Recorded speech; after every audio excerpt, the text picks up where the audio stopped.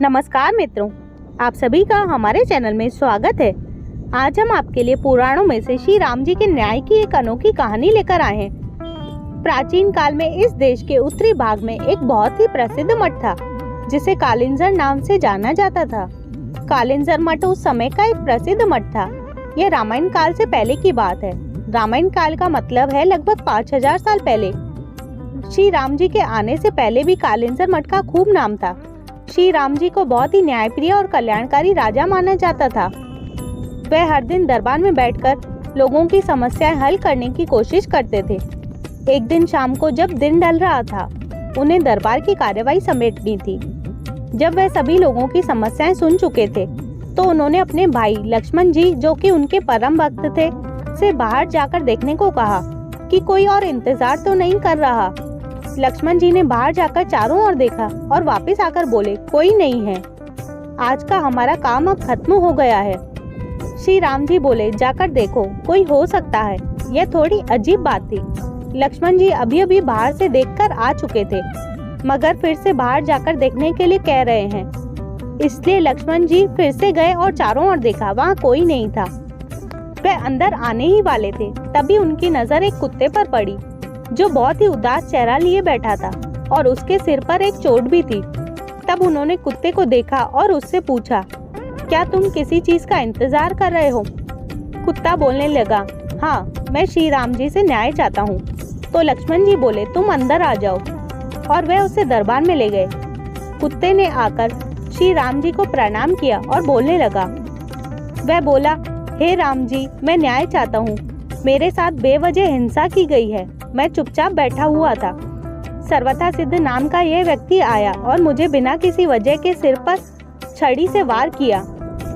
मैं तो बस चुपचाप बैठा हुआ था। मैं न्याय चाहता हूँ। श्री राम जी ने तत्काल सर्वथा सिद्ध को बुलवा भेजा, जो कि एक भिखारी था। उसे दरबार में लाया गया। श्री राम जी ने पूछा, तुम्हारी कहानी क्या है? यह कुत्ता कहता है कि तुमने उसे बिना वजह के मारा है। सर्वथा सिद्ध बोला, हाँ, मैं इस कुत्ते का अपराधी हूँ। मैं भूख से बौखला रहा था। मैं गुस्से में था, निराश था। यह कुत्ता मेरे रास्ते में बैठा हुआ था, इसलिए मैंने बेवजह निराशा और गुस्से में इस कुत्ते पर सिर पर मारा। आप मुझे जो सजा देना चाहते हैं दे सकते हैं। फिर श्री राम जी ने यह बात अपने मंत्रियों और दरबारियों के सामने रखी और बोले, आप लोग इस भिखारी के लिए क्या सजा चाहते हैं? उन सबने इस बारे में सोचकर कहा, एक मिनट रुकिए, ये बहुत ही पेचीदा मामला है। पहले तो इस मामले में एक इंसान और एक कुत्ता शामिल है, इसलिए हम सामान्य तौर पर जिन कानूनों को जानते हैं वे इस पर लागू नहीं होंगे। इसलिए राजा होने के नाते ये आपका अधिकार है कि आप फैसला सुनाएं। फिर श्री राम जी ने कुत्ते से पूछा, तुम क्या चाहते हो? क्या तुम्हारे पास कोई सुझाव है? कुत्ता बोला, हाँ, मेरे पास इस व्यक्ति के लिए एक उपयुक्त सजा है। वह क्या, बताओ? तो कुत्ता बोला, इसे कालिंजर मठ का मुख्य महंत बना दीजिए। श्री राम जी ने कहा, तथास्तु, और भिखारी को प्रसिद्ध कालिंजर मठ का मुख्य महंत बना दिया गया। श्री राम जी ने उसे एक हाथी दिया। भिखारी इस सजा से बहुत प्रसन्न होते हुए हाथी पर चढ़कर खुशी खुशी मठ चला गया।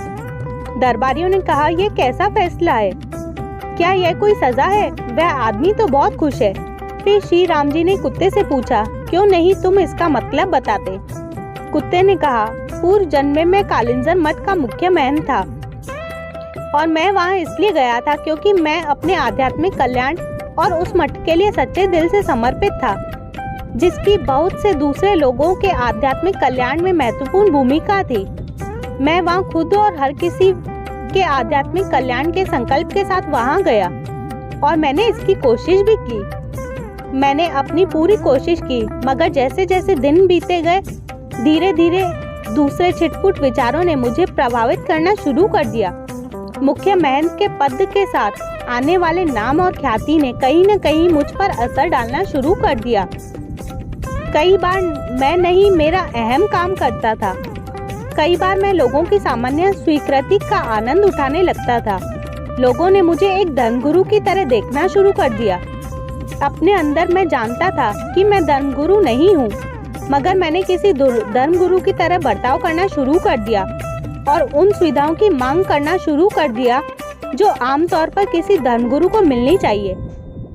मैंने अपने संपूर्ण रूपांतरण की कोशिश नहीं की, मगर उसका दिखावा करना शुरू कर दिया और लोगों ने भी मेरा समर्थन किया। ऐसी चीजें होती रही। धीरे धीरे अपने आध्यात्मिक कल्याण के लिए मेरी प्रतिबद्धता घटने लगी और मेरे आसपास के लोग कम होने लगे। कई बार मैंने खुद को वापस लाने की कोशिश की, मगर आसपास जबरदस्त स्वीकृति को देखते हुए मैं कहीं खुद को खो बैठा। इस भिखारी सर्वथा सिद्ध में गुस्सा है, अहम है, वह कुंठित भी है, इसलिए मैं जानता हूँ कि वह खुद को वैसा ही दंड देगा जैसा मैंने दिया था। इसलिए यह उसके लिए सबसे अच्छी सजा है। उसे कालिंजर मठ का मुख्य महंत बना दीजिए। आशा करते हैं यह जानकारी आपको पसंद आई होगी। धन्यवाद।